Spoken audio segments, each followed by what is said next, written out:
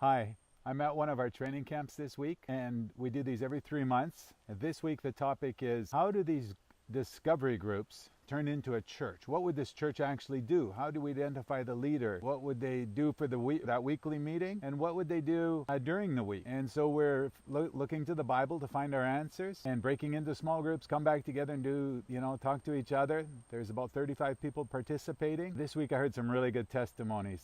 Clenildo was out on the river, the Xingu River, and he went to one of our places where we used to have a church. So we'd gone there some time ago, and we'd done a discovery group with them.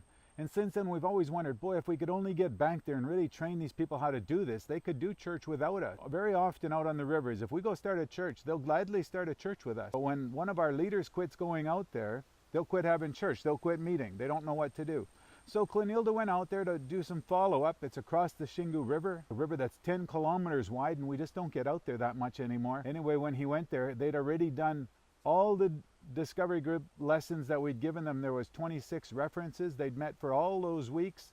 They'd done 26 Bible school lessons. This is the power of these groups. You can get them started, and then they can meet without you. And this is the way that we expect we're going to start a church planning movement that's going to increase on its own speed with its own leaders throughout the Amazon. We'll still be trying to figure out how to organize it and how to do training, how to provide some encouragement. But the people themselves will be able to plant churches that will be able to plant churches. That's our dream and our goal. Another story Clenildo told me this week was he's been trying to befriend his neighbor. I'd heard this for a couple of years now. One day he went and fried some fish, brought it over to his neighbor just to be friendly. The neighbor was a kind of unfriendly guy. Kind of jerked along. They weren't really friends. But then the neighbor ended up asking somebody to kill somebody else. He hired a killer. These two guys both got thrown in jail. Clenildo tried to go to the jail to see him, but he couldn't get in. Clenildo doesn't have his chaplain card yet. So he wrote him a letter and he said, listen, God still has a plan for your life. Don't give up. God still has a plan for you. A couple weeks ago, the guy got out of jail and he came straight to Clenildo's house and he said, man, you tried to teach me about God. Now I'm ready. I'm ready to learn about God. I want to know about God. He said, I was there, depths of that jail, and it was all dark in there and heavy. And he said, I could see these demons looking down at us from the ceiling. I could see these big ugly faces, like a black sheep goat's head and different things. They're looking at us, these demons. He said, boy, that was hell in there.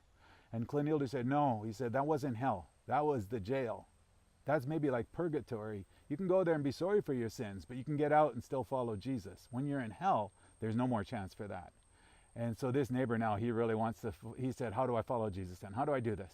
So Clenildo gave him some texts, and he'd already showed him how to do the discovery group, but he gave him some answers. And so this neighbor now is talking to his family and friends, and he wants to tell them how to follow Jesus, and he wants to learn how to do it. And so, so that's Clenildo and his neighbor.